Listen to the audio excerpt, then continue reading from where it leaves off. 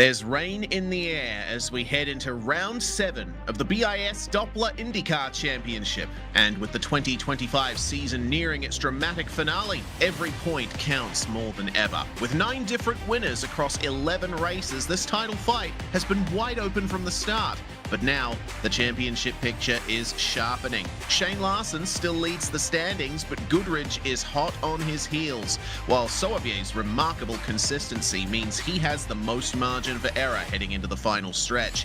This is also a pivotal moment in the season. Round 7 is the last round drivers can drop points, meaning any damage done after this one will stick. For some, their worst weekends will be off the table. For others, every mistake could be permanent. The championship is still wide open, but the safety nets are disappearing. The rain could change everything. Round 7 at Road America starts now, here on Pit Road Productions. I'm Reese Gardner, Morgan Smith is alongside me in the commentary box, and of course Christian Hill is behind the scenes bringing you these brilliant live pictures. Tell you what, Morgan, you're in the hot seat a little bit for this one. Penultimate round of a championship and your first time commentating on this series, but let's kick back and have a bit of fun. It's IndyCars at Road America. What could go wrong? I'm very excited after a long day of work. It's great to be able to sit down to these BiS guys. We know at this point in their championship they're going to be pushing it tonight, so I'm excited to see the battles and see how everything plays out for these guys as I'm getting to know the field. Absolutely. There's a solid field of drivers here today after a few rounds of low attendance, so you'll definitely have a lot of that. So, the schedule for the championship here. Sebring was won by George Griffiths and Mitch Green. Pagadala and Morris winning at Long Beach. We had Goodridge and Larson winning at Mosport. Larson and Hardman at Barber. Matthias Marcamini, the debutant, getting the win at the Indy 500, with Jamie LeVay winning both races at Detroit. The only round so far where a driver has won both races. It's certainly interesting to see. But we're here at Road America, and we're going to Portland for the next round. Why don't you talk us through the track here, Morgan? Yeah, we're going to Road America this week, Reese. Fast-flowing and fiercely unforgiving. We're going to the rolling hills of Wisconsin. Legendary permanent road course stretches over 4 miles. We're looking for 14 turns and pure commitment out of the drivers tonight. Wide, high speed, and steeped in history, Road America offers these drivers space to race with no margin for error. It's a track of rhythm and risk. Long straights leading to heavy brake zones. We're looking for turns 1, 3, 5, 8, 12, which is Canada Corner, and final turn 14, all prime overtaking spots if you dare to go deep. But overdo it and you're off in the grass, gravel, or even worse. This place demands a complete driver. You need to carry speed through the fast sweepers, manage tire wear over long runs, and nail every downshift and throttle application on corner exit. The car needs to be planted at high speed and agile at low speed. No easy setup task. Then add 2 30-minute races, strategy layers with push to pass, fuel load, and tire degradation. And now there are rain clouds overhead. Grip levels could change corner to corner, lap to lap. A perfect driver here, it may not exist, but the winner will get close and they'll earn it tonight. Road America, I believe, Reese, is where champions will rise or fall here at the end of the championship. Who will claim the lead going into the final stretch over the 2025 Doppler IndyCar Championship? Yeah, exactly. It's going to be a massive one. And here's what's on the cards for tonight. We have practice, open qualifying, race 1, a warm-up, and race 2. Both races being 30 minutes in length, and push to pass being available, as is the case in the real-world IndyCar series. Fixed setup, of course, so the only thing drivers can change while they're in the car is the anti-roll bars and the brake bias and the fuel map as well. Speaking of fuel, drivers are going to need it, and they're going to need to use both tire compounds in both races. There will be pit stops, and Road America has one of the longest pit lane transits of any track on iRacing, save for maybe the Spa 24-hour layout. So I think pit stop timing is going to be crucial for this one. Meanwhile, we have the points standings up, and we're looking for Caden Goodridge catching up to Shane Larson. Only 26 points behind, and you see that Shane Larson has 25 points to drop. So, tell you what, this is going to be a very interesting one indeed between Larson and Goodridge. Sauvier, of course, in third place for the championship. In the teams, Fury Simsport Black is on top. That's Mitch Green and Kostek Sauvier. They have certainly been the best team of the lot this season. Entropy Simsports outside the top 13 there, with close points in between many of our drivers and teams as we find our way to this final round of the season.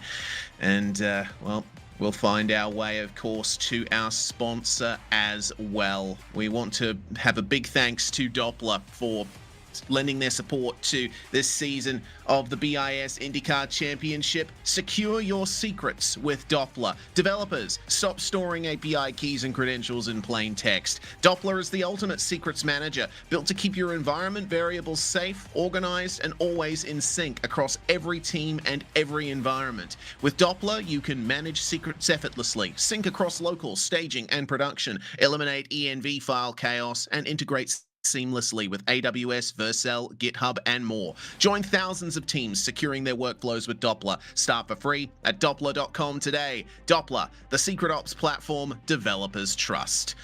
Time for our first race. Qualifying is run and done, Morgan. And it's time for us to go through our grid here. Sauvier has qualified on pole position, third place in the championship. Second in the championship, Caden Goodridge, starting alongside him on the front row. And our championship leader, Shane Larson, starts in third alongside Ariane Pagadala, one of the early form setters of the season. Andrew Hardman going to start in fifth place alongside Mitch Green on row number 3. Row 4 is Aussie Milwane and Mauricio Parada of Chile. We'll find our way to Ben Colley and Clovis Girard. They are rounding out our top 10. Yeah, we have quite the field stack this evening. I'm very excited to see these leaders get off to a good start. Those guys are close to the championship when you start to account for those drop rounds, so we'll see how they take to the start. Everyone wants to get off to a clean, safe race tonight. Like you said earlier, Reese, any mistake could be drastic and permanent for these guys for their season. Tyler Scurali and John Benvalid starting on row number 6. We have Robert Covey and Cedric O'Hyan starting 13th and 14th, with Phil Nellers and Matthew Mailman on 15th and 16th places. Assad Nakardabev and our league administrator Michael Broomhead on row number 9, and last but not least is Richard Swindells in the Pit Road Productions entry in car number 16. Unfortunately, it looks like Swindells has not taken to the grid, so we're going to have 18 cars starting the race here at Road America. Now, we did mention the rain. There is potential for a downpour sometime during either the first or the second race here today. So we'll be able to get the opportunity to test out those rain tires that have been added to the IndyCar. And very interesting to see the variance in tire choice throughout the grid as well. Of course, IndyCar has 2 tire compounds. You can start on the primary, which is the harder. It's got a black sidewall. And then there's the alternate, which is the red sidewall, the softer compound. It looks like all but 2 drivers have decided to go for the soft compound. Shane Larson, the championship leader, is one of the drivers that has gone for the hard. Clovis Girard joining him. So I think, Morgan, what we're going to be expecting is Larson is going to have some trouble firing up those tires on the first lap, and he may fall back. Yeah, he did have a good qualifying, so as long as he can stay in line and stay safe and stay in those draft lines, I think he'll get off to a good start and hopefully be able to capitalize on that tire choice. Well, find our way through to the Hurry Downs and eventually the Kettle Bottoms as well. Plenty of brilliant named locations around this Road America circuit. And one of the most crucial braking zones of the lap down here at Kettle Bottoms. It's a very easy corner to mess up. Yeah, a lot of these turns, they look simple, but once you get going at high speed and you start to push the cars, things can happen pretty quick here at Road America. Take a lot of speed into some of the corners, and as we described in the track description, a lot of big brake zones at the end of long straights. So it's going to get hairy. We're going to see how the tire plays out, who can manage their temperature better here at Road America and maintain grip through those more treacherous corners. Speaking of treacherous corners, they just exited one, Carousel, and they're about to enter another, the Kink. This back section of the circuit is incredible, and a big part of the reason why this track is so famous, but you can see that there is grass lining the track at all areas, so going to be difficult, especially when you're in a pack and dealing with aero instability, to keep up your speed through there. I think we're going to be seeing more than a few incidents, at least some near misses, coming through that section of the circuit. And then down to Canada Corner, which I would argue is actually the most important overtaking opportunity on the lap, faster than it looks, and you carry a lot of speed through the apex. Then Bill Mitchell Bend, and of course the final turns. Well, it's a warm track out there at the moment. 42 Celsius, that's 108 Fahrenheit, but it's overcast, so not much UV hitting the racetrack. Should cool off a bit as the day goes on. We're getting ready for the start here. Race 1 of round 7 of the BiS Doppler IndyCar Championship about to get going here, and Kostek Solovey is going to be the one leading us away. Pace car will come into the lane, and how early does Solovey decide to go? He's waiting. And waiting some more. Wait for the green flag to fly. It looks like what Solovey is doing. There he goes. Green flag in the air and flying, and we are away. It looks like Larson got a good start as well. He's managed to just get the nose ahead of Caden Goodridge on the way down to turn 1, but Goodridge is later on the brakes on those softer tires, holds the outside. Off the circuit goes Ariane Pagadala, dropping positions back to the rear end of the top 10. Solovey still leading us. That's a big smash there. It looks like that's Aussie Milwayne that's gone off at turn 3. Bit of a chaotic start there, and Milwayne will get going. It looks to me like Matthew Mailman also having some trouble there too. Larson is defending hard here for P2. He's managed to keep Caden Goodridge at bay. Yeah, Shane Lawson off to a great start. Been able to make the most of his tire selection so far. We saw early in the turn 1 they had a little bit more grip on those softer tires, but he's been able to capitalize and push them too wide and apply the pressure and make it out on top so far. Indeed. Well, it looks like Larson did a great job at getting those harder tires fired up. I think a big part of that is the track temperature. It's, as I said, it's quite warm out there on the tarmac at the moment, so it's not as much of an issue bolting the harder tires on for the start. By the same token, the softer tires will heat up a bit faster, but they also stand a chance of overheating a bit more easily. So everyone behind Shane Larson will have to maybe dial the pace back a bit, and that might be a little bit too much to keep Larson in range. But Solovey has certainly gone for the lead, and he is leading by some margin. 1.5 seconds is the gap at the end of the first lap.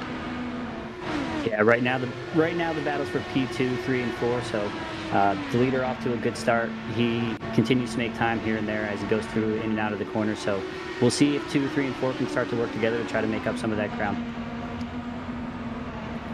Here comes Mitch Green, P5, looking on Andrew Hardman. Hardman was really involved in the battle for the top 3 on lap 1, but he's fallen into a rhythm now, and Green is on push to pass. In fact, everyone in the top 5 is on push to pass.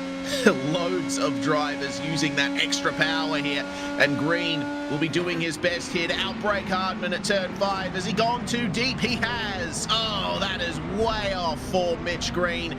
He will lose that top 5 position. He'll fall outside the top 6 as Ben Colley takes advantage.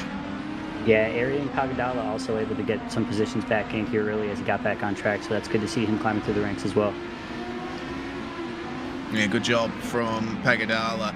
He did have his issues on lap 1, but he's gotten into the rhythm, and we'll see what he can do to mount some kind of attack going forward. Green catching up to Coley very quickly. You can see that Green is one of the faster drivers on the track at the moment. Just needs to be careful of those braking zones. Flat out through the kink on push to pass. He's using so much of that power as they make their way down to Canada Corner.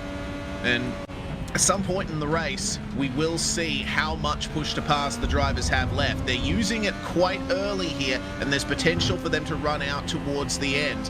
In fact, we've gotten the offer from Christian to bring up those numbers now. You can see as Green passes Coley at the final turn, and Ben's going to try the cutback here. Well, we only have Cedric O'Hyan and Parada and Milwain that haven't used any push to pass yet. Side by side across the line here between Coley and Green. It's going to be a last of the late breakers into turn 1. And Green sweeps round the outside, gets back up into 6th. Yeah, Green with some great lines and some great braking there to outplay Coley. I think Coley still is in it. I think in the draft he'll be, still invested here. Looks like he's got a battle coming up from John here as well. We have John Benwell started out at 12th, and he is one of the harder chargers in the field at the moment on the racing line for turn 5. Can he get Coley into that turn? He certainly can, and he takes advantage of the curb on the exit of the corner as well to move his way up into 7th. Beautiful move, and that's quite the pack there, seeing Assad Nakatembev and Cedric O'Hyan at the rear end of that. This is going to be interesting with Coley and Girard trying their best to keep their positions in the top 10, but you might not know Nakatembev, but I certainly know him as quite the aggressive overtaker. Yeah, it looks like Mitch Green as well has continued to use his push to pass here, so we'll see how that develops as well as his numbers start to creep down and maybe some of the pressure he's applying starts to let off a little bit for these drivers he's in line with. Well, Girard and Coley side by side ahead here of Nakatembev. And it looked like Assad needed to pull the car up a bit more at the apex than he wanted to. This is a difficult situation for him. 2 cars running side by side ahead. He's boxed in. There's not much he can do. And it's allowed O'Hyan to catch back up. Robert Covey starting to join the party as well. Yeah, they want to make sure they're in line going down the main straight. It doesn't benefit anyone to start to lose the draft and lose the speed. So they're going to try and get in orderly conduct in that last corner and figure out the order for the straight and try to make the most of their brake zone in turn 1 here. Oh, pass. Nakatembev trying to hold the outside here versus Ben Coley. Is this going to result in the move here? Coley's going to defend as much as he can. Passes Nakatembev right back there at turn 3. And it's a chain of 6 cars that we see here. It stretches now all the way back to Tyler Scarali and Michael Broomhead. The Britannia iSports Doppler machines. Oh, and that's deep for Ben Coley. Off he goes, and he'll fall to the back of that pack. Nakatembev has finally passed. Yeah, as the drivers try to carry that brake zone deeper and deeper as the race goes on, they might suffer some problems with the rear tires as they start to overheat on this hot track, as you mentioned earlier. So that is one of the problem points for this track, as well as the back straight there where it can get a little loose on you. Yeah, Road America is a track where traction is incredibly important with so many long straights and sort of medium to slow corners leading onto them. So you have to look after those rears if you want to have a good run around here. By the same token, have to look after the fronts as well. You don't want understeer through the kink because that wall, as you just saw, is incredibly close. Move up to the battle for 3rd. Ariane Pagadala has found his way up to Caden Goodridge, and Shane Larson is starting to close on Kostek Soavier as well. All of our top 4 on push to pass, but Pagadala deciding it's best to stick in the slipstream and save a little bit more of that push to pass for now.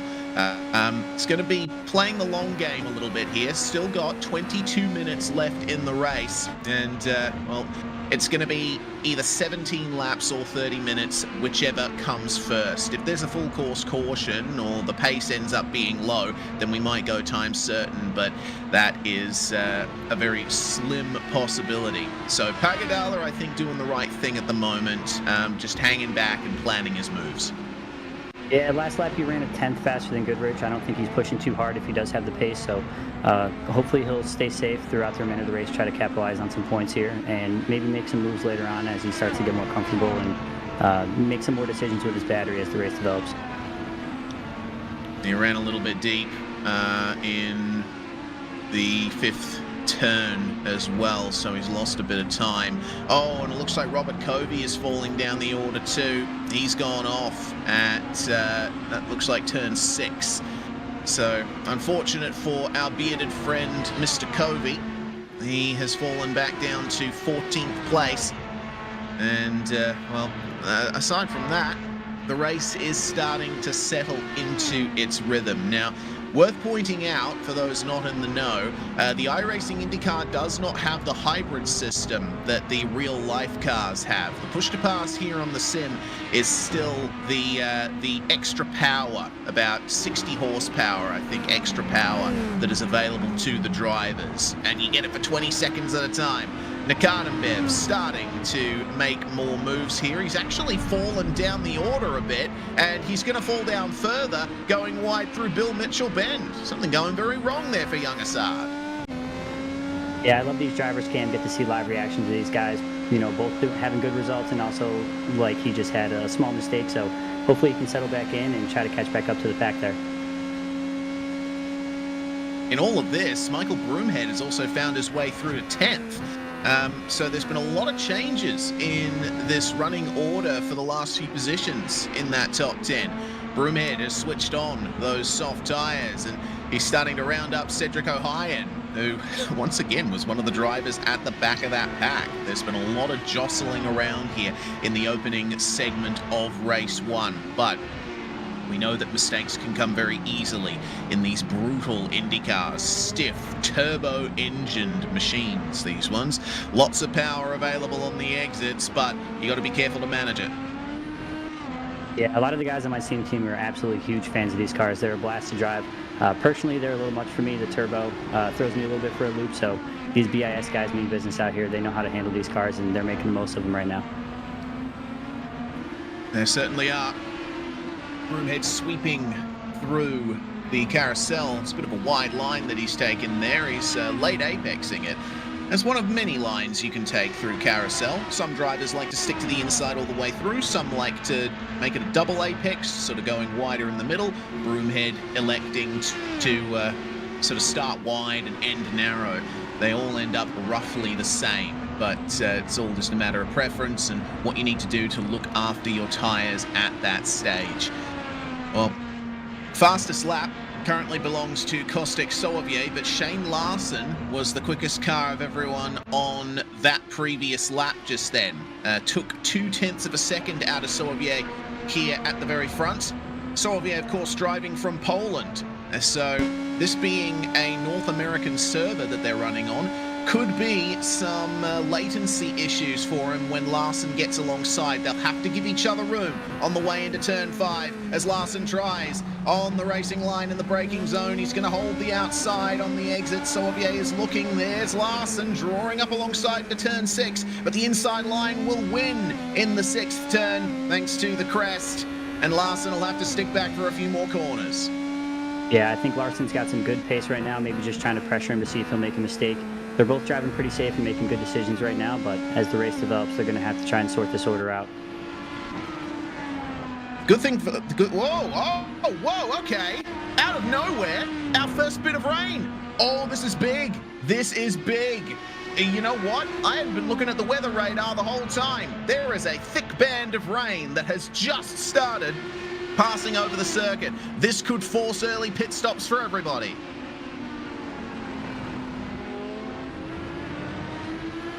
Yeah, Reese, you got to tell me with these tires, how does it matter soft or hard, or does anyone have more of a benefit here as it starts to get some light rain, making decisions for one more lap here and there? Well, I think if it starts raining, you want to be on the soft tyres. And, of course, the rain is only just starting to consume the southern end of the circuit. That's this section right here. Turns 1, 2, and 3, and then Kettle Bottoms through to Carousel and the Kink. They're the wettest areas of the track right now. but the track is still mostly dry. The rain's only just started falling. As the moisture increases, both tyres will start having issues, but the soft is able to generate a bit more heat. It's a bad exit for Kostek Soavier, though, as the rain falls on the windscreen, and Larson is through to the lead of the race. For how long, though? Will Kostek try to outbrake him at turn 5? He's going to yield. It looks like Larson's dealing pretty well with these changing conditions. Yeah, I think the pit cycle for the tires for these two is going to be huge to see who comes out of the pits on top. Larson making a good pass there in turn 5, so I think if he can capitalize, maybe he'd save some fuel behind him driving for a while as well. So one good pit stop could put himself in a good position to end the race on the podium. Yeah, certainly. The big question is, as the rain is about to get much, much heavier, there's a little bit of spray starting to form as well. How long do you stick to these dry tyres? Because you don't want to get on the wet tyres too early either. If the track is still mostly dry when you get those wet tyres on, you will absolutely rocket those temperatures. Yeah, I think some of these faster corners are going to be the ones that really are the telltale signs for when you need to come inside. You know, the bigger brake zones, you can get the car slow, you can time the braking, but these wide open corners here are going to be a telltale when they start to lose grip, I think. So Phil Nels has decided it is time for him to go on the wet tyres. He'd already taken one stop. No, sorry, he's only just taken his stop there. Wet tyres on, nice and early. We'll see if that benefits Phil here in the long run. He was way off the rest of the pack, running a bit low down the field, but now he's getting used to that new treaded rubber. First time I've ever seen wet tyres being used in IndyCar. Michael Broomhead losing part of his front wing here, and I think he'll be glad for the rain. Not only does he have to pit for wets, but he gets an opportunity to fix his front wing as well. He'll take that opportunity right now. Unfortunately, he did just lose a position to Robert Kobe there, but without his front wing, I think he's along for the ride here until he can get some better tires and maybe some quick repairs in. All right, Broomhead will take his pit stop. Cedric O'Hyan moving in with him as well. Tell you what, the front runners are really starting to struggle. I saw Larson and Sauvier slithering all over the track, and it looks like the same is true here for Caden Goodridge and Ariane Pagadala. Pagadala able to push a little bit harder in the wet conditions here. They've got to be careful of the curbs and the white lines when the track is wet. Oh, just enough room there for Pagadala to squeeze through, and they bang wheels. Caden Goodridge and Ariane Pagadala on their way through the carousel, and there's understeer there for Goodridge. Big crash, and they're both off. That will move Andrew Hartman through into third. Caden Goodridge on his roll hoop there, tight into the carousel. A wet track on slick tyres. There was only one way that was going to go. Yeah, I think given the circumstances, Pagadala really salvaged that situation well, getting his car back on track. No doubt bringing some gravel with him for the other drivers to enjoy for the remainder of the race, but again, good. He's got his pit cycle available ahead of him, so he should be able to limp it back and make the most of it. Yeah, certainly should. Our leaders are coming into the pits. Shane Larson and Kostek Soavier entering the pit lane. It's time for them to switch to the wets. The track is consumed by rain as things stand right now. The band that I'm seeing on the weather radar started out a bit light blue, then went to dark green, which means it's a little bit heavier. So this rain is going to continue for, I think, about the next 15 minutes or so, from what it looks like. And here we go then. Larson. Oh, I thought for a second that Larson might have overshot his pit box there. He briefly went into reverse gear. Who's going to get the quicker pit stop of the two? Larson immediately away. 7.6 seconds stop. And Sauvier just gets out behind him. So now they have to get these wet tyres fired up. Oh, but wide out of turn one there for Larson, and Sauvier goes through to the lead. They're just feeling out these conditions on these new tyres for the first time, and they are stone cold. Remember, IndyCar doesn't use tyre warmers, so they're going to have to get these wets heated up pretty quickly. Yeah, Larson able to gather it up after going a little bit loose out onto the dirt out wide there, but already challenging for the lead. Oh, no! Sauvier and Larson make contact into the braking zone for turn 5. Larson has lost his rear wing. Oh, this is disastrous for the championship leader. He had 25 points to drop coming into this round. And you never know, it might be a massive problem for him here. Caden Goodridge is out of the race for now. That's some big points that he's going to miss out on. So that's one little safety net for Larson, but he needs to try and get back to the pits as quickly as he can. It's going to be hard with no downforce on the rear, though. Yeah, he's really struggling trying to find the limits of what he can do to get back to the pits here. I think he'll make it, but it's a dangerous game all the way back through the second half of the course here. As he struggles to find his way through the faster corners here. Oh, so difficult between these two. It just looks like Larson was trying to maybe squeeze Sauvier into the braking zone, but he moved over a bit too far. Sauvier, I don't think that was really Kostek's fault. He was just holding his line. I think a rare error from Shane Larson, but well, obviously catch the view of that a little bit later. For now, Larson is just about home, just about to make it into pit lane. He's going to be in there for a bit, though, taking those repairs. Yes, Reese. I do think the rear wings can be pretty quick, so we'll see if he's got any other damage he needs to contest with. Looks like he's got some body damage there on the back left, too. So we'll see what his pit crew can do for him if they can get the car back out in a timely manner and give him a good shot at maintaining some of those championship points. All right, so Larson in the pit lane, and we're going to take a look at the replay of the incident there. So they're side by side, and as they come down to the braking zone for turn 5, you see that Larson moved over to driver's left there. I think that caught out Sauvier. They made a bit of contact. Larson was not clear of Kostek in time. I think he was trying to protect the inside, but yeah, moving over too early, that's what happens. And I think from Sauvier's perspective, there wasn't really much he could have done about it. You see, at this point, just about, is where Larson decides to start moving over, and Sauvier's wheel is straight here. He is sort of sticking middle of the road, but clearly Larson moving over to the left. Ah, wow. How things can change in the blink of an eye.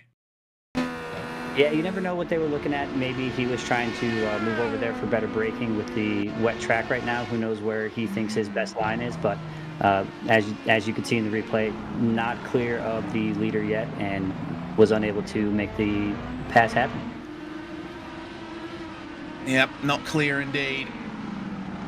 Well, as the track starts to get sopping wet, the pack continues here. Asad Nakadembev has made up a ton of time through the pit cycle. It looks like a lot of drivers having issues with the wet tyres thus far and making a few mistakes. It's promoted Nakadembev up to 5th with Benbalid and Ohio, the teammates at Lima Racing, finding their way into 6th and 7th. Of course, they do race in the Radical Canada Cup in the real world, and if Zippy was here, he'd be waxing lyrical about their liveries, and especially the livery of the Radical. But they have a Pit Road Productions livery, Pit Road Productions logo, sorry, that they are running on the car now, which is awesome to see. Plenty of real-life experience throughout this field. Many of the drivers in this IndyCar series compete in motorsport in the real world. Nakadembev himself is a karter, and Benvalid and Ohio, they have seen quite a bit of success in the Radical Canada Cup, as you can see. Well, race has calmed down, and now we're going to wait and see if there's any further mistakes from drivers here in the mid part of the field. I'm seeing a battle start to form between Mitch Green and Ariane Pagadala. Ariane, one of the earlier pitters onto the wet tyre. The earliest to come in was Michael Broomhead. 3 laps he has now had on those wet tyres, but you see how much standing water there is down at turn 5. It's going to be treacherous. I believe so, Reese. Once the cars have that full rooster tail covering the whole back of the car, you know that the track is going to be slick out there, and these drivers need to do their best to find the right line through every single corner. There's going to be consequences to the wet track and these high downforce cars. Yeah, Ben Valid slithers his way through Kettle Bottoms, and there's not much opportunity for downforce generation through the high-speed corners in the wet. There's only so much the tyres can give you. And so sometimes you're just not going fast enough to get the downforce on the wings you need to power through Carousel and the kink. As I mentioned earlier, you've got to be careful of the curbs and the white lines as well. They become incredibly slick in the wet conditions. So you'll see drivers staying off those curbs and white lines, and also not taking the full racing line into a lot of these corners. A high and a bit narrow into Canada Corner, because where the track is less rubbered in is where the grip is in the wet. Yeah, watching the timing board, it looks like Clovis Girard was making big gains on P6 or 7 there, and then all of a sudden had a small hiccup. So he's been moving down the list ever so slowly here. Oh yeah, Girard's actually got no front wing on his car. So there's been a big problem there for Clovis. Driver who we have spoken to a couple of times this season. He's going to immediately go back into the pit lane here. That's Shane Larson that has just made his way past him there. Larson, after taking a very short stop to get his rear wing reattached, back out now in 10th place. Now, as for exactly what happened to Girard, remains to be seen, but he's had a couple of offs on this lap. It looks like at the kink on his 12th lap, he ran over the curb, and unfortunately, painted surfaces are very slippery in the wet. Shane Larson back out of the pits here. Not the result he was looking for tonight, but I do think he'll be able to salvage some points out of it, so he's going to keep pressing here, see if he can gain 1 or 2 more spots in the last few laps. Yeah, for sure. We're going to need to keep an eye on him, because one thing that we actually forgot to mention is Pagadala is still catching up to Mitch Green here. One thing we forgot to mention at the top of the show is the second race actually has a field invert. The top 15 will be flipped for the start of race 2. So if Larson finishes in 10th, that will grant him a 6th place start for race 2, which could be an improvement. But of course, he'll be looking to make his way forward even further and try and salvage as many points from race 1 as he can. Saw that Asad Nakadambev is falling down the order as well. It looks like the wet is starting to claim more victims. Nakadambev is now losing half of his front wing, and it looks like another problem out of the kink for a driver. Already one of the places where you've got to be careful of the car snapping on you, but in the wet it gets even worse.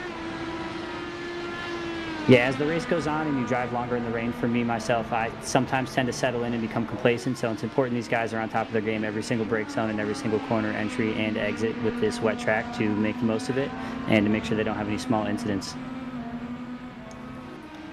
Well, Nakadambev becomes the 3rd driver in the race to pit twice. 2nd time for damage. As Pagadala is using more push to pass here to catch up to Mitch Green, try and follow in the wheel tracks of the car ahead. You can't really see where you're going, but there's a bit more grip as the water's moved out of the way by the tyres. Bit of contact, but Pagadala is through at turn 5, up into 3rd, and Mitch Green goes straight off the racetrack. No steering in the number 7. Yeah, Pagadala with a great result there for the pass. He definitely got on the dry pavement and forced Green into some wetter track. So Green not able to hang on there, but he did get back on track in good position behind Pagadala to at least, salvage the incident as much as possible. So he's going to keep pressing forward here, try and put Pagadala under some more pressure, see if he can repeat the incident going the other way. Indeed. Green has to get back into the rhythm here. Rhythm's so important in wet conditions, but big snaps on your way out of the carousel. And this is one of the first times I've really paid attention to how Road America looks in the wet. You see the amount of standing water all over the circuit here. it's going to be quite difficult to actually pick your line, because especially here in the braking zone for Canada Corner, oh no, that was Phil Nels that was very slow in Canada Corner, and Mitch Green, I don't think was quite sure where Phil was going to go, and so that's another blow to the number 7. It has allowed John Benvalid through, and Benvalid up into 4th for Lima Racing. It seems like the wet is John Benvalid's playground. Yeah, he has had a couple good laps here. More consistent throughout the race. Hasn't had any big hiccups since the rain and the new tires came out. So he has been pressing forward through the pack the whole time as these small incidents pile up for other drivers. Yeah, Mitch Green, I think, is getting a little frustrated here. He went a bit too deep into the first turn. He was on the grippier part of the racetrack, but I don't think he was carrying the momentum like he wanted to, and he's just gone off again there at turn 3 out of frame. He's slithering across the grass, and he gets back going again. So Benvalid with some more breathing room. Unfortunate for Mitch Green. Oh no, he's gone into the wall, and it looks like it's further contact with Phil Nels. Oh dear. Oh man. I've just seen the replay of that on my end, and it does not look good for Phil Nels. Yeah, unfortunate series of events for Mitch Green. You know, not sure what either. It looks like he's doing some celebratory donuts here, maybe testing out his car, seeing if he's going to make it back, or... I'm not sure what Mitch is doing there. His teammate, meanwhile, up at the front of the field, is holding on very nicely to a 13-second lead. Now that Larson is out of the picture,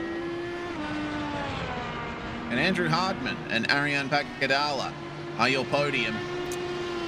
Final lap being shown.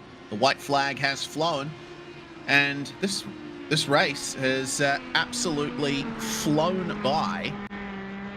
This is going to be very interesting indeed. I think thanks to the wet conditions, the average pace has gone down such that we actually aren't going to be able to complete the full 17-lap race distance. Interesting. Yeah, sometimes, you know, with the settings that does happen, but just like real life, sometimes the clock gets in the way too. Sometimes it's a time game, sometimes it's a lap game. So as long as the drivers plan their tactics accordingly and can recognize that live while they're racing on track, they should be in good shape still. Well, all Solivier has to do is cruise to the finish from here. He's got a lot of time in hand. Hardman has made up a bit of time, but Kostek here has enough in hand that he can afford to back off a little bit to the finish. Pagadala and Benvalid are still fighting over third, though. And it looks like Benvalid is well and truly caught up to Pagadala now. So we'll see if there's any more from that battle here. Looks like Benvalid has... oh, that's a bit wide there, Varian. And John is making up just a little bit more time. Who's going to finish third in the end here? Little bit of curb and grass for Benvalid, and he's going to lose yet more time. But it looks like both of them are now struggling here late in the race on these wet tyres. Coming up to the final corner, though, for Kostek Solivier. And this is going to be a well-earned victory here. He tackled the conditions supremely, and he's found his way through to victory in race 1 here at Road America. Kostek Solivier for Fury Sim Sports Black will take victory. Andrew Hardman, all on his lonesome in second place. I'll tell you what, the MTC Motorsports machine has certainly been strong here in race 1 as well. Final few corners coming up now for Benvalid and Pagadala. Is there anything that John can do to get on the podium here? Pagadala just needs to nail this acceleration zone out of the final turn, and he'll have it in hand. Bit of oversteer for John Benvalid, and it's not going to be enough for him. So Pagadala will get third in the end. Magnificent drive and overcoming those conditions beautifully. Ben Veled and O'Hayan, though, playing the strategy perfectly here. They are the hardest chargers in the field, or some of at the very least. From 12th and 14th respectively to 4th and 5th, and Larson just misses out on getting 7th place from Michael Broomhead. So not as big of a point stay in race 1 for Mr. Larson as he'd like, but we still have another race to go, Morgan. Yeah, and with being placed in the middle of the pack too with the inversion, he's going to start in the middle of the pack too with some of those faster drivers behind him. So not a lot of points in race 1, but hopefully he's going to be in an okay spot to try and charge through the front of the field, or the back of the field in the reverse grid, starting in front of him next race to try to capitalize on some more points. Well, last few finishes coming across the line. And it looks like Tyler Scaralli might have overcome the incident limit potentially. He's actually been demoted back to 15th place, which is going to grant him pole position for race 2. But as we wait for last couple of cars here, it looks like Robert Covey is going to be the last of our finishers on the lead lap here. And that will round out our field. Covey coping with the conditions as best he could, as with everyone here today. So that's going to be race 1 then. Kostek Soloviev and Andrew Hardman are your top 2. That's a really good points opportunity there for Kostek. And Ariane Pagadala will round out our podium, with John Ben Veled and Cedric O'Hayan rounding out the top 5 for Lima Racing. Brilliant position gains for them. Ben Colley finishes in 6th place. I think that's his best finish of the season. Michael Broomhead, the hardest charger in the field, all the way up to 7th from 18th. Shane Larson recovering back to 8th spot ahead of Nakadambev and Girard to round out the top 10. In 11th place, Robert Covey, last finisher on the lead lap. Phil Nels, Mauricio Parada, and Tyler Scaralli, as well as Mitch Green, all classed a lap down. And that's a big shame for Mitch there. Caden Goodridge as well, unfortunately, 6 laps down. He was unable to get to the finish after the contact in the carousel with Pagadala. Matthew Mailman didn't make it too far to the finish either. Ozzie Milwayne out on lap 1. Richard Swindells did not take to the start. In between races 1 and 2 here, an opportunity for a word from our title sponsor, Doppler.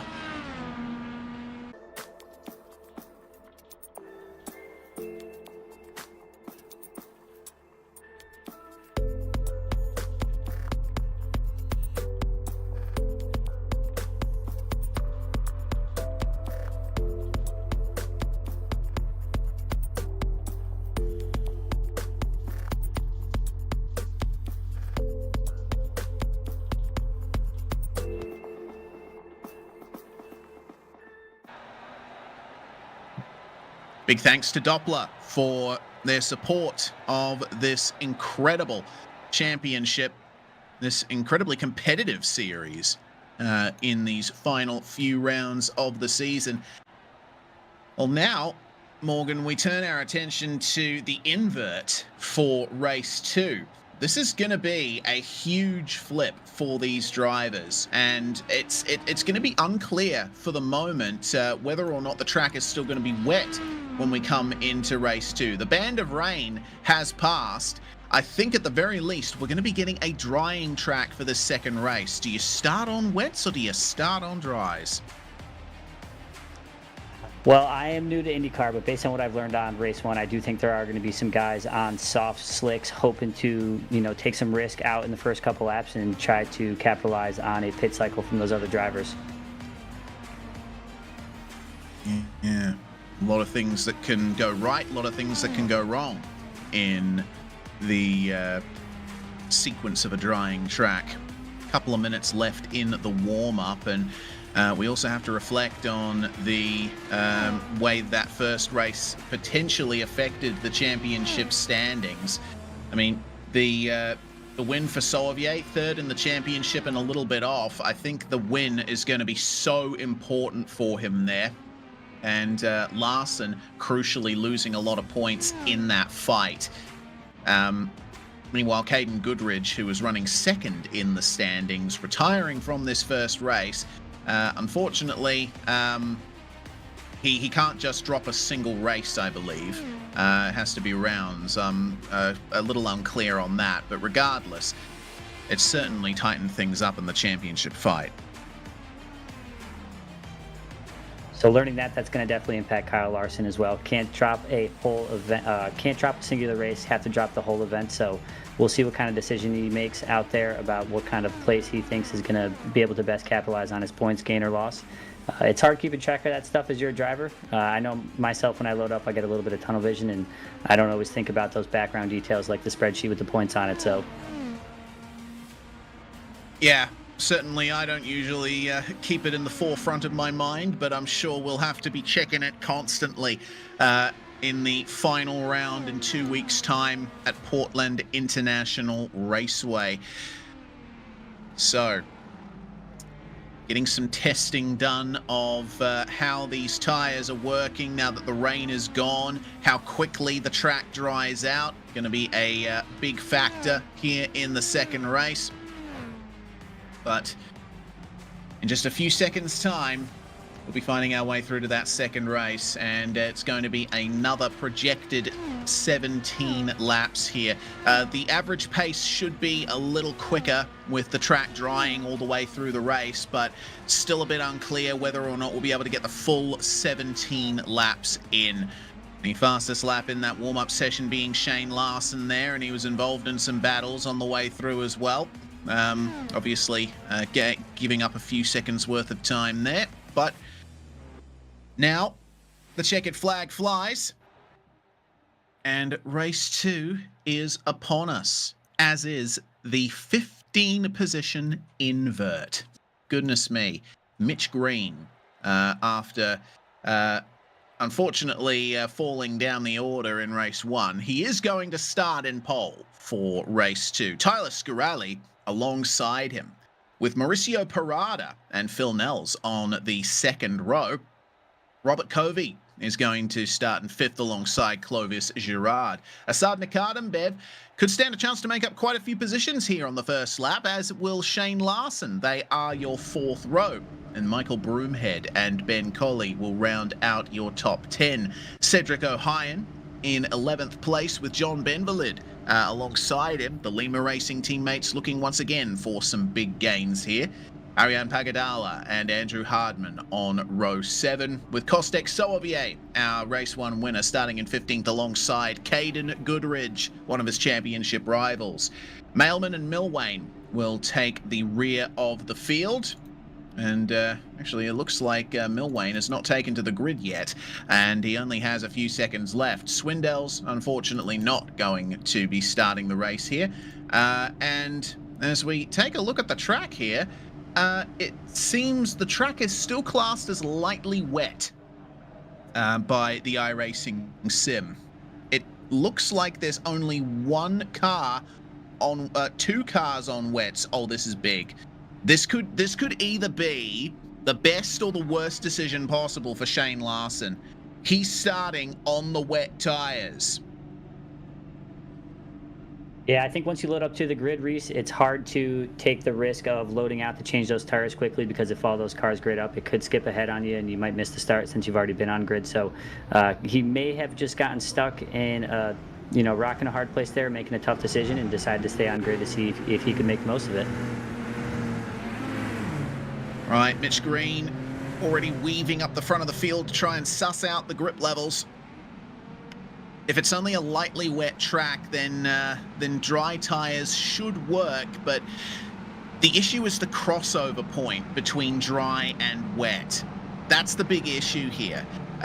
Is the track that the track could be at a point here where it's too wet for dry tires, but too dry for wet tires. So the drivers won't really find out until they get up to speed. Caden Goodridge spinning out of turn 1 there on the formation lap. That's not ideal. I saw these guys trying to push the limits of their tires in the practice and, of course, through the first race. So I think they are a little bit in the know. They had a little bit of rain come in, so they know what to expect. I think right now with the light, wet track, but as it starts to dry up, starting to find the limits and push the boundaries a little bit is where we're going to maybe see some hiccups along the way. If you look very closely in that image in the bottom right corner, you can see a Pit Road Productions logo on the airbox of the number 44 Radical there,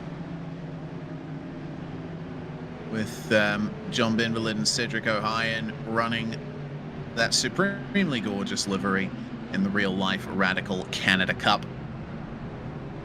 Daniel Zipping Salmon absolutely raves about this Radical team. He's an absolute huge fan. The paints do look great, Reese. I have to say so myself. I would love to see a race sometime in person. Yeah, I certainly would as well. And oh God. Okay, so it looks like multiple drivers are having trouble here with the conditions here. That's Hardman that has gone for a spin there, and it looks like Pagadala had some trouble as well. So Hardman already with major damage. The track looks incredibly wet still.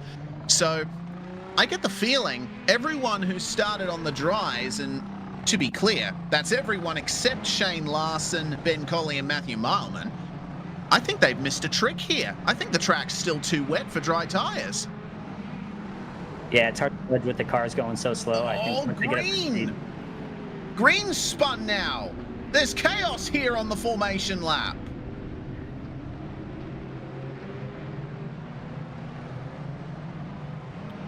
Well, Green is going to take his position back at the front of the field, but I don't have a good feeling about this start, Morgan. If everyone's going to be getting up to speed here on dry tires, is anyone going to make it through turn one?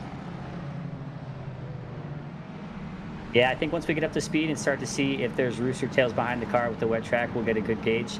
Right before turn one, we're going to glean a little bit of information for that, and then unfortunately they're all going to send it, hopefully not too wide throughout the whole pack. We don't want any incidents if we can avoid them.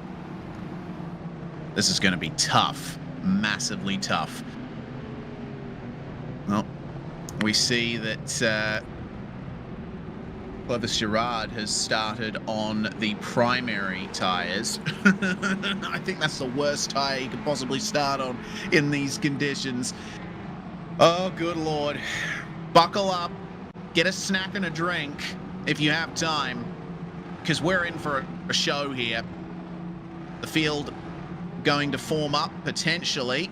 Oh, actually, it looks like we're going to be having a lot of drivers come into the pit lane here right at the start of the race. So the green flag is going to fly with Tyler Scaralli taking the start. Everyone coming in at the end of the formation lap here, four wet tires. The track is still too dry. Now, can Scaralli find his way through turn one? He can't. There is no grip at all. He goes super wide. You know what? Ben Colley, I think, is going to be a major factor in this. There he goes, up the inside of Michael Broomhead, and oh dear, off goes Clovis Girard. Oh, that's massive. Broomhead's off too. You know what? This is all coming to Ben Colley and Shane Larson as Broomhead gets going again. Oh, man. What a crazy start. Yeah, I take back everything I said about Shane Larson's decision. Absolutely the right play, it turns out. He knew something other people didn't. His Magic 8 Ball gave him the right answer today, so that's awesome to see him get off to a good start. Looks like that was that wasn't Scaralli. That was one of the Lima cars that unfortunately was slithering wide. Sauvier here on those wet tires, and oh dear, oh dear, oh no, is he dropping from the server? Oh dear. Well, Poland Internet striking as Scaralli is now off. There's crashes everywhere you look.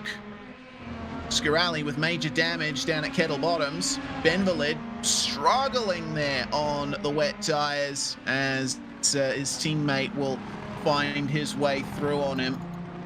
I'm Not entirely sure what the running order is at the moment, as it is confirmed that Kostek Soavier has dropped connection, unfortunately. That's a real shame there for Kostek. Well, Benvalid and Mailman, well, they're going to trade places again. It looks like Mailman's gone deep at Canada Corner there. Oh dear, there's my brain is not working fast enough for this, Morgan, as Benvalid goes off at the final turn. Everyone is having some kind of issue here, except for Larson and Colley. They are your top two.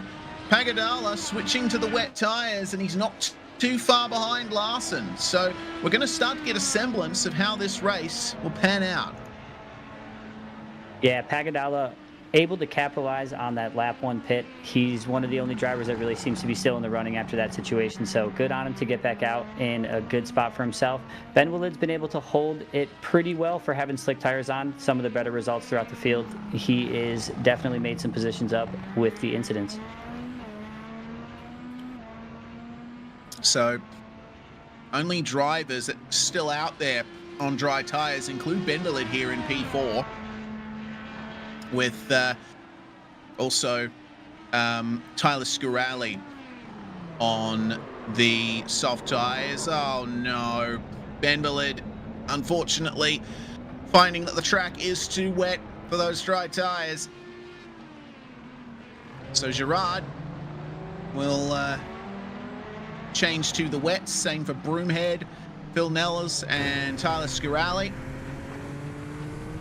Yeah, Mielman able to capitalize here, really get the position back from Benwillard here. Robert Covey looks to be getting into the top 5 here as well. Yeah. John just cannot get the turn in that he needs. There is no way that the track is good enough for dries at the moment. There goes Nakadenbev past him as well. Yeah, I think Benvalid might have been the most recent driver to miss a trick here. Should have pitted a couple of laps ago for those wets. Looking at the pace, looking at how difficult it is here for John, I think the track is still not dry enough for those dry tires yet. I would agree with that, Reese. It's kind of like a risk management game. He is able to get around the track, not nearly at the race pace of these guys on wets currently, but there's also a lot of risk involved in every turn and every brake zone. So you really got to weigh the scale properly in that decision-making process. Not only wet conditions, but dirty tyres as well going off there at Canada Corner. Surely Benvalid's going to come into the pits this time and get those wet tyres on. Can't carry any speed at all into the final turn. And he'll come across the track and straight into pit lane. Oh, man. The one holdout. But he'll fall down the order. See what he can do to gain any further positions from here on out. Here's Robert Covey. Matthew Mailman right ahead of him here. And, well, is there going to be any opportunity for him to pass? He's on push to pass, and that is a lot of overspeed that Robert Covey has over Matthew Mailman, and he will get back into the top 5. Yeah, Robert Covey able to capitalize on a good exit. These guys are absolutely wrestling these cars out here. So he was able to, as I say, found the grip. He lost it on the next corner. So unfortunate series of events. He's back on track now, and he'll be pushing towards Mielman again. Man, it's so hard when you get on the brakes for turn 5 in an IndyCar in the wet conditions. You know, you don't know what the car's going to do when you're still feeling out these conditions. And the tires will still be pretty cold as well. They've only got 2 laps on these wet tires at the moment. So it's understandable why Robert Covey ran deep there. Just needs to be a little more careful, brake a little more early, and they'll be able to keep things going for at least a few more laps. I mean, look at the rooster tails. Like, that's going to be our clue for how dry the track really is. If you're seeing that much spray from the back of the cars, you know for sure that you don't want dry tires on. Yeah, Pagadala looking to make up a little bit more time. He's had a good last lap or two here. chasing Cauley. Cauley is getting the message, hitting that push to pass down the straights as well. So these guys are about to have a good battle here. Side by side, Pagadala using the push to pass to sweep around Ben Cauley and up into second place. Very nicely done indeed. I got to say though, Cauley making that decision to start on the wets, probably one of the best decisions he's made this entire season, because he has P3 and he has got 28 seconds back to Assad Nikardenbev, or near enough, 27 seconds or so on the timing tower there. So potentially guaranteed podium for Ben Cauley. Oh dear, I've just noticed that Robert Covey and Matthew Mailman and Mauricio Parada as well, they've all had some kind of problem. That's big damage there for Covey. They all went off track at the same time, we're hearing. And it looks like that was down at turn 1. Oh dear, yeah, this is quite the incident. Wait for this. Christian's queuing up the replay. We'll keep an eye on Cauley for now, though, as he holds on to P3 and fails to hold on to the racetrack there, just touring off a little bit at the Canada corner. Yeah, Ben Cauley trying to keep up with Pagadala after Pagadala took his P2, but pushing a little bit too hard, missed his brake zone. He's had good pace tonight, but Pagadala has really showed some promise on the wet track and the wet tires. Fastest lap goes to Shane Larson, as we'll see Mauricio Parada here as the driver, presumably at fault for this incident, had Robert Covey and Mailman up ahead of him, and he got on the brakes too late. First he hits Covey in the... Sorry, no, first he hits Mailman in the rear, and then hits Covey in the rear too, and they all go off at turn 1. Massive damage in the wall for all three cars, and I think Parada is going to get a tap on the shoulder from race control for this. We don't like to comment on it up here in the booth, but we'll leave this to race control. We do have good replays here for him to watch as we see Parada just creep up on these cars. At this point, I think lost a little bit of control, maybe even a little bit of net code there on that one. That's unfortunate. So We'll see how the the directors feel about that. Yeah, definitely net code in the case of the contact with Robert Covey, but yeah, a little bit too late on the brakes into the first turn there. Mitch Green has caught up to Caden Goodridge, meanwhile, in the battle for 7th, and it looks like Goodridge has lost part of his front wing. That's a bit deep there into turn 1. Manages to hold on to the car, only just. So something has gone wrong there for Goodridge at some point. I mean, there haven't been many drivers in this field where the race has gone 100% perfect. But Goodridge still holding on to P8 for now, and he'll have a massive gap back to Clovis Girard. It's about a minute and 12 seconds or so, as that's very deep for Green. Goodridge will find his way back through into 7th. And Mitch will have to gear up something else here. Yeah, with 11 laps left after this one, the fastest lap set by the leader and second place Pagadala are only 1/10 apart. So as the track continues to dry, I'm eager to see if Pagadala can start to outpace Larson a little bit for the lead and see if he can close that gap at all. Well, it looks like he is.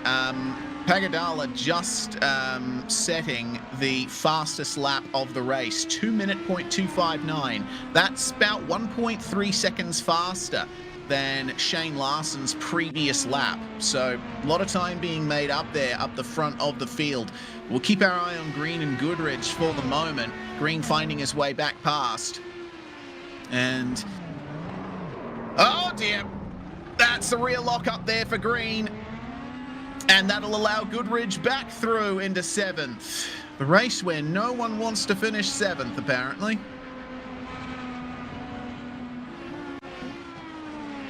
Yeah, not the result Mitch Green was looking for, but I think he's in a good spot right now to try to finish the race safe. He's got a lot of time left on the clock to relax. The track is going to keep drying for him, and hopefully he can make up some of these positions. This is a real learning experience for these drivers, because remember, the rain tyres were only added to IndyCar last week in the Week 13 build. So they're still trying to suss out exactly how these cars drive in the wet. It's so difficult to sort that out when you've got an event to prepare for. You do as much practice as you can in the wet conditions, but when it comes down to it, the race is the race, and it'll go however it does. It's rather difficult to find that limit, and we've seen just about everybody overstep that limit at some point. Mitch Green making up big time in the brake zone there, looking to apply the pressure again to Goodridge and see if he can get the pass done here. Big power slide out of turn 5 as well, though. Okay. That's Matthew Mailman, who's come back out of the pit lane after getting damage repaired from the incident at turn 1. But the battle is ever closer between Green and Goodridge. Wasn't quite able to get the move done again, was Mitch, but he's up the inside of Goodridge at the carousel as Mailman goes off, and the move is complete. There goes Mitch Green. Now, question is, can he actually hold on to this position? Because every time he's passed Goodridge in the last few laps, there's been a mistake from him, and he's gone off. Canada Corner will tell the story. Yeah, how important is the half of the front wing missing there for Goodridge, Reese? Explain that a little bit to me. Yeah, I think in the dry it would definitely be a big problem. I think the lower average speeds in the wet sort of negate the disadvantage a little bit, but it would still be nice for him to have a full front wing on the car. He can't really fight as hard as he wants to with only half the available downforce on the front of the car. And of course, these cars are designed as like a full unit. So you lose a part of the front bodywork, and that will affect the aero over the entire rest of the car. So Goodridge, I think, has been fortunate in that Mitch Green has made a few mistakes, and it's allowed him to stay in touch. But I think if Green manages to get a little bit more consistency, then Goodridge is going to start falling way back. Yeah, I think I would double down on that comment for consistency out of Goodridge. Only 6.8, nearly 7 seconds back to Gerard, who's going to be full court press here trying to catch him as well. So plenty of time on the clock. Goodridge needs to keep his head down and stay locked in. You can notice as well that the rooster tails at the back of the cars are a lot smaller now. I think we're still not quite at the crossover point to dry tires, but we are starting to get to that point. We have 15 minutes still remaining in the race, and we're about ready to... Oh, there's been another mistake from Green. There he goes.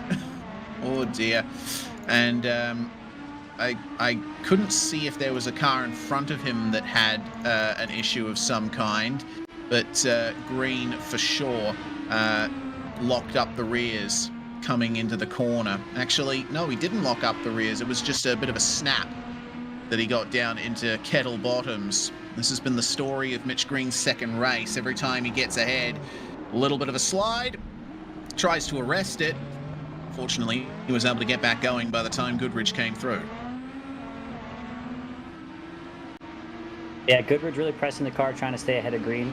I think, you know, the back and forth isn't the favorite of either driver, but whoever can hold out all the way to the pit stop to get those dry tires. Hopefully this track will dry up by the end of the race so these guys can come to the pits and change. Oh, as we say that, we have Goodridge sliding into the pits here. Okay. Now, don't forget, the majority of drivers came in at the start of lap 1, before the start, to get those tires changed. And you're still going to have to pit for fuel. So we're going to be seeing a whole raft of pit stops here. Drivers needing to fuel up their cars to the end of the race. Robert Covey will be back out on track here, and that's actually for position, him getting past Kostek Soavier, who's gotten back into the server about 5 laps ago, and still on those dry tires. I think for Kostek, it's just a case of cruise to the end. Try your best not to make any mistakes, because you've already, unfortunately, lost any chance for big points.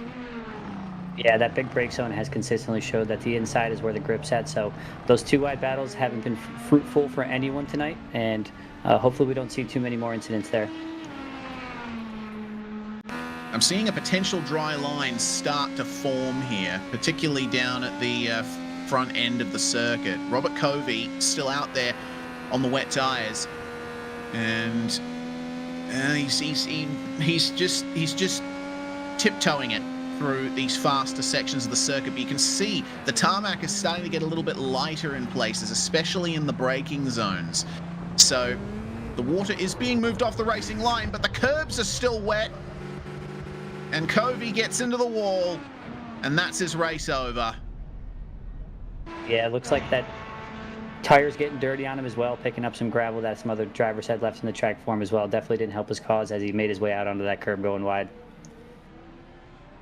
Andrew Hardman, the first driver to get into the 1 minute 59 second bracket, actually the second, the third. Pagadala and O'Hayan got into the 159s before him, but Hardman now has the fastest lap of the race. And it looks like the track is at a point where the wet tyres are still performing very nicely, and the track is still too wet for those dry tyres. But remember, there's going to be pit stops coming for the majority of drivers here. Still going to have to get fuel in for the end of the race. Yeah, but for the likes of Shane Larson and Ben Colley, they started the race on the wets. They're going to lose a lot less time. Sorry, Morgan. No, you're quite all right. Pagadala has taken some serious time on the last lap from Larson, so we do need a response from Larson. He's able to keep the relative pretty high up right now. It actually looks like it's moving up from 8 to 12, so maybe a small incident from Pagadala there. Mitch Green making up another position here. Michael Broomhead, our league administrator, who is certainly very hyped about wet tyres being added to the IndyCar.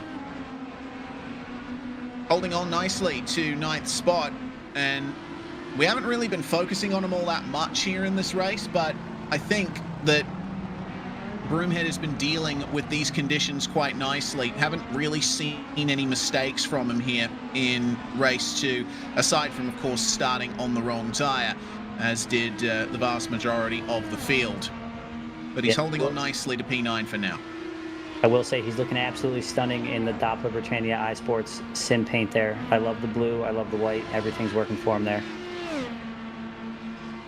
Yeah, always some nice clean liveries from Britannia. And I think the vast majority of the cars in the field, if not all of them, we have some very well prepared liveries in this series. They're coming up on Clovis Girard here. It's a 3-car fight for P7. Can Girard hold off these drivers here? Mitch Green, one of the faster in the field here, but didn't get the best of exits from the final corner. Broomhead is going to draw alongside him on the way into turn 1. Now, will either of them get through is the question. Boxed in a little bit is Broomhead, but he holds the outside, just gets on the curb, a little bit less traction there, and Mitch Green will win the race out of turn 1. Yeah, it's really important to get a good exit out of turn 3 here to the long straight into the big brake zone. So we'll see if Michael Broomhead can get the grip down and stay in draft and try to make another move. See the dry line? There it is. It's starting to form now. We are approaching that crossover point. I think potentially with maybe 3, maybe 2 laps to go, that might be when we see the dry tyres start to become the tyres to have. But the problem is you might not be able to get them switched on in time, and the rest of the track is still very wet and slippery. So maybe we're going to be seeing the drivers stay on the wet tyres all the way to the end. Yeah, those curbs are going to stay slick for a while too, Reese. So I think on the soft tires, you're going to have to be a little bit more locked in on the dry line and make sure you avoid those. Absolutely. Mitch Green was unable to do that.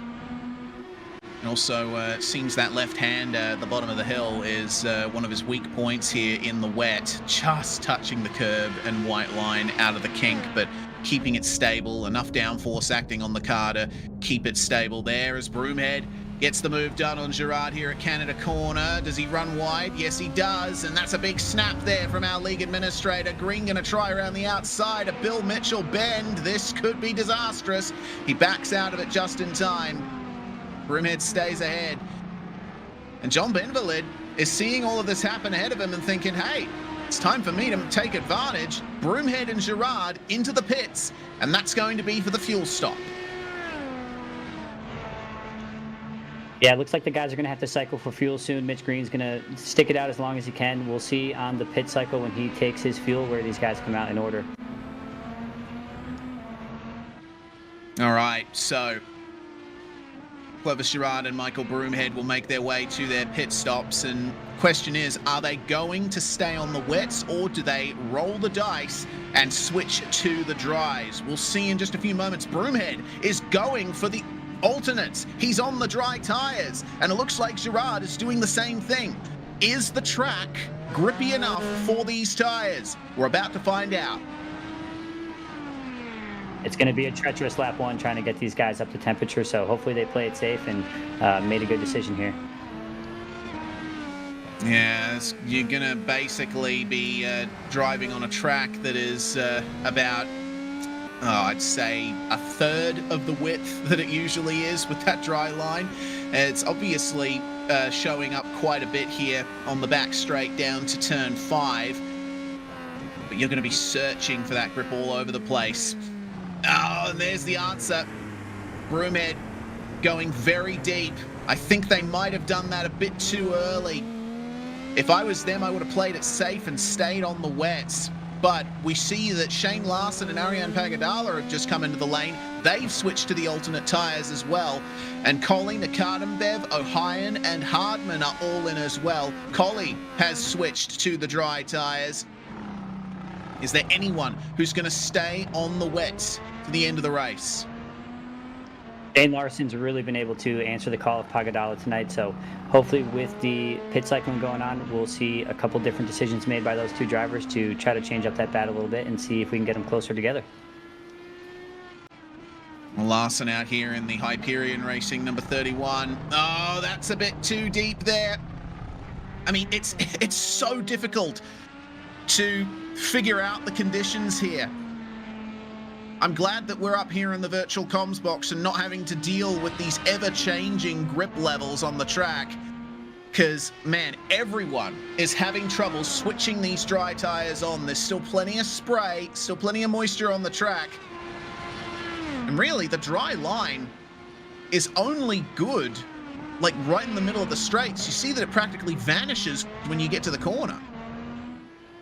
Yeah, I do think it's going to take a couple laps for these guys to run around this slightly wet track to figure out where the grip actually is so they can start to push the car and make the most of this tire change. Well, we shall see in just a few moments' time whether or not we have further pace to be set. We actually have already found out Caden Goodridge getting into pit lane again, and he's switched to the dry tires. His first hot lap out of the pits, 1 minute 55.0. So it's definitely time to get on the dry tires. They're just incredibly treacherous still. Yeah, what's the difference in pace around the corners, Reese, versus the straights? I know those slicks are going to be much faster down the straights, but is it worth taking them even, as early as possible to gain that straight line speed, or is it safer to play around the corners and maintain average pace around the track and wets? I reckon the answer is there for Caden Goodridge. He's just taken another 2 seconds out of his fastest lap. He's now down to 1 minute 53. That is great pace there from Goodridge. So I think overall the dry tires are definitely quicker now at the moment. This dry line is going to continue to widen here as we continue around the track with these guys, so they're going to get more and more opportunity to challenge each other as well as that space grows. Looking at Hardman and Ohayon and seeing that, John Benvalid is one of the only drivers out there, in fact, the only driver still out there on the wet tyres, and he's really struggling now. 10 laps complete on them. So we'll obviously see Benvalid come in very shortly. I think he will have gotten the memo by now. Ohayon's out there on the hard tyre, on the soft tyres, sorry, and will be feeding his teammate that information about how the car feels, what the pace is like. could be another top 5 for O'Hyan if he keeps it together here, chasing Andrew Hardman for that position. And Shane Larson going to the fastest lap, 1 minute 50.3. Then Pagadala runs 4/10 faster, 1 minute 49.5. The pace is starting to come back here. Yeah, the last couple laps, Pagadala has definitely taken some time off the relative. Larson's going to need to keep his head down and stay disciplined here to make sure that gap stays high enough that he can make it to the end of the race and maintain the lead. Yeah, Pagadala still about 8.5 seconds behind. And my timing is showing me as having 1.5 laps to go for Shane Larson. So looks like we're only going to be able to get 15 laps in of the projected 17 in the 30-minute time frame. Time is running out for Pagadala to make up that gap. Hardman going ever faster, down to a 49.5. Now it looks like Cedric O'Hyan doesn't have much of a response there. Benvalid, O'Hyan's teammate, has finally come into the pit lane to switch to the dry tyres. And well, he's definitely going to lose spots to Girard and Broomhead. Will he lose out to Mitch Green, though, is the question. Green was another one of the drivers who stayed out on the wets for a very long time. Maybe just a little bit late for Benvalid to be making that decision, but hopefully he won't lose too many spots here. And he had a good run through the field from the reverse grid, so you know, middle of the pack is an okay result given the circumstances and the amount of incidents we saw tonight with the wet track. Well, there's Benvalid, fresh out of pit lane, up ahead of Mitch Green. And Green already has a lap of 2 laps that he's set on these alternate compound tyres. They are truly warm at the moment. And you'll see the difference in heat and pressure when they come down to the braking zone here. But Green is struggling to find a way through. Benvalid actually defending the position perfectly there.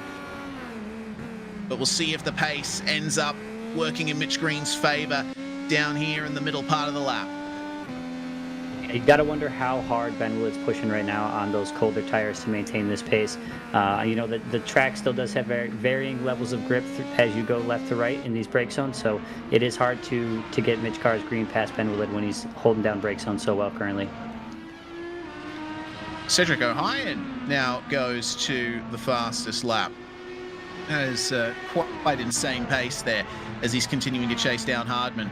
Is Mitch Green going to win the battle with John Benvalid here down at Canada Corner? He's a bit far back to get the move done, and not far behind them there is our leader Shane Larson, who is actually about to complete the final lap.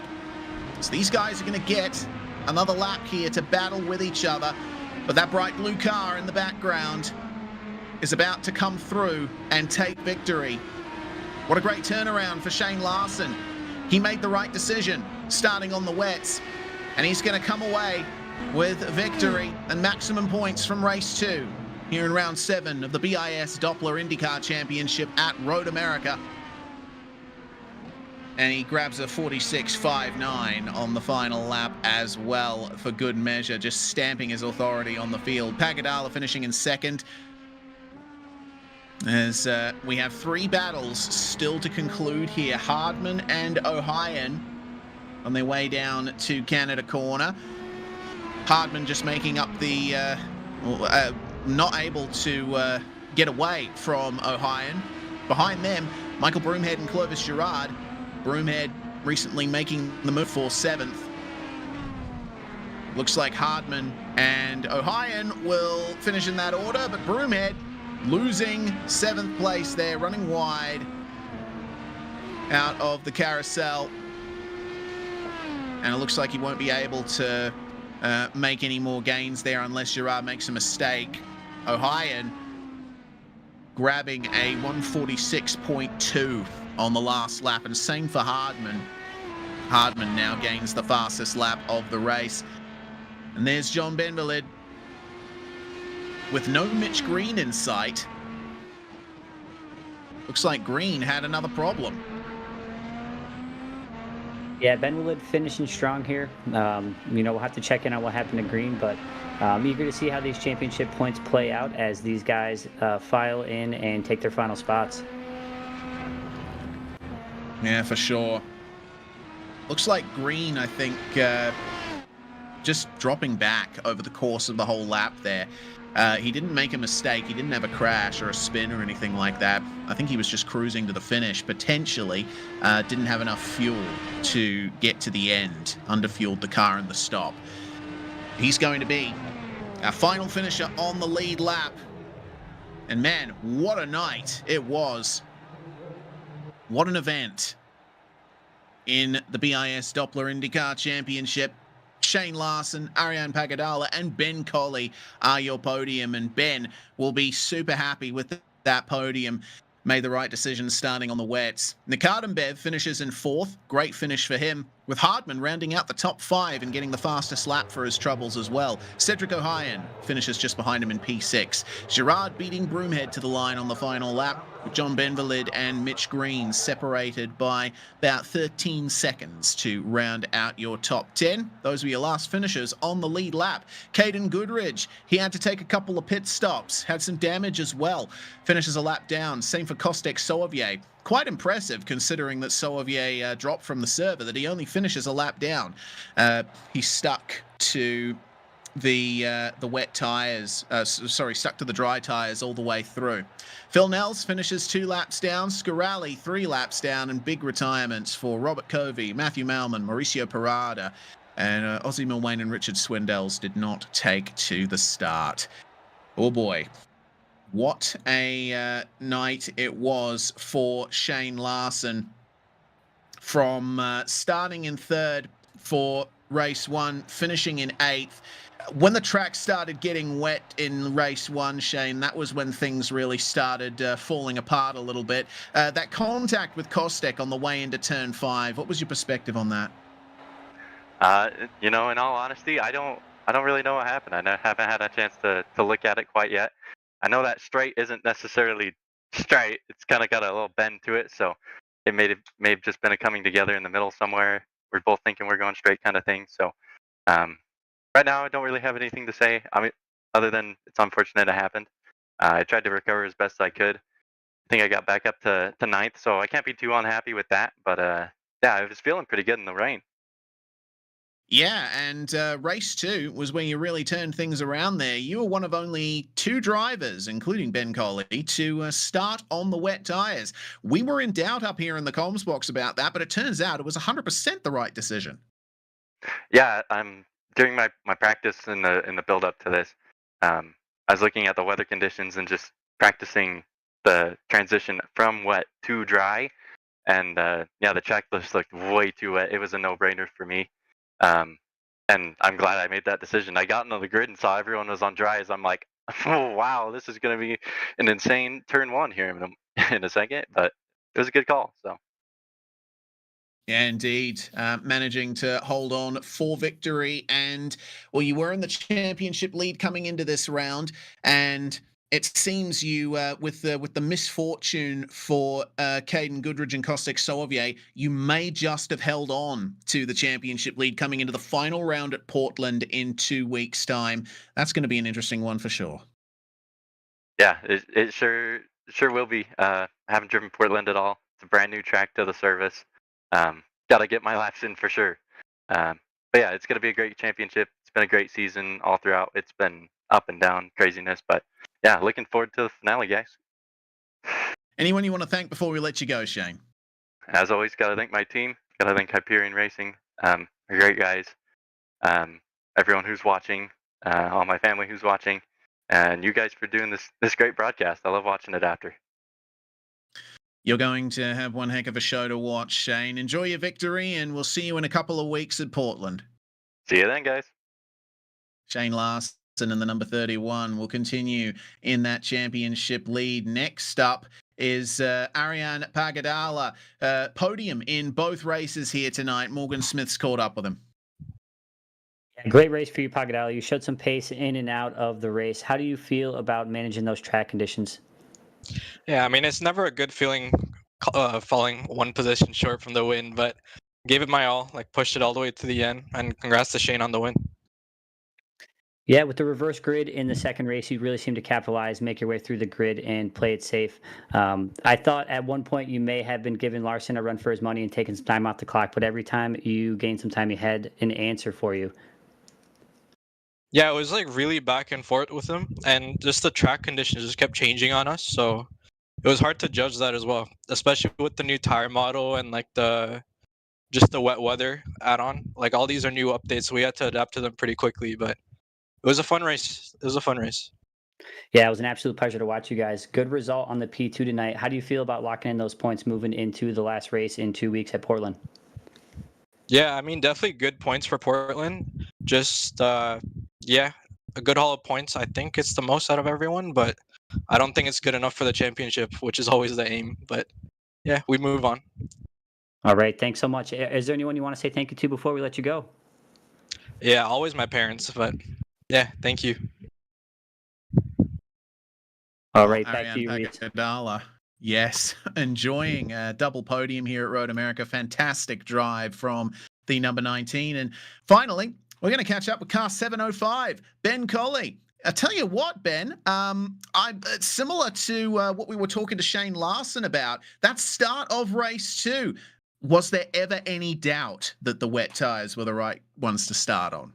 A small amount of doubt, because before I loaded into the car, just the images made it look kind of dry. But as soon as we pulled off and at 30 miles an hour, there was tons of spray. It was pretty clear that everyone on Reds made a mistake. Well, keeping the pace consistent there, Ariane Pagadala was able to catch up to you and pass you, but consistency was key for you. It was all about minimizing mistakes tonight, especially with that new variable of the rain.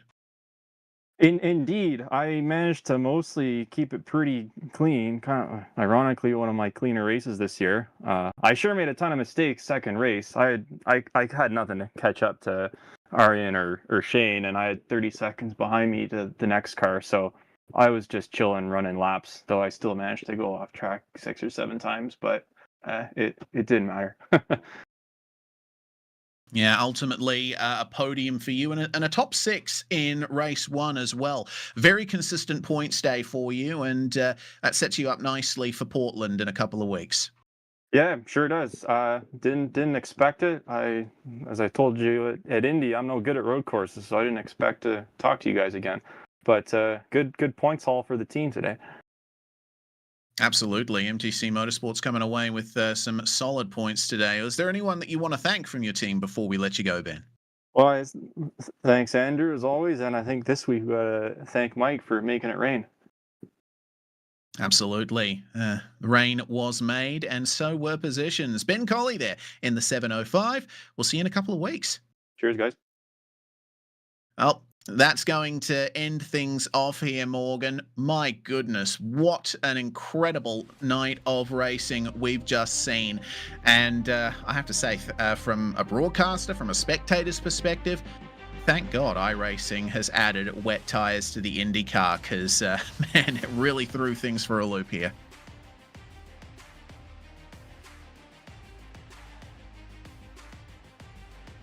Yes, I struggle in the dry pavement. Some of my dry racing looks like these guys in the wet, so it was a pleasure to see the BIS guys take it out for my first time seeing it. They are going to be as good as you're going to get at testing out these tires and finding the boundaries of these cars. So it was a pleasure to watch tonight. I'm really excited I got to be a part of it.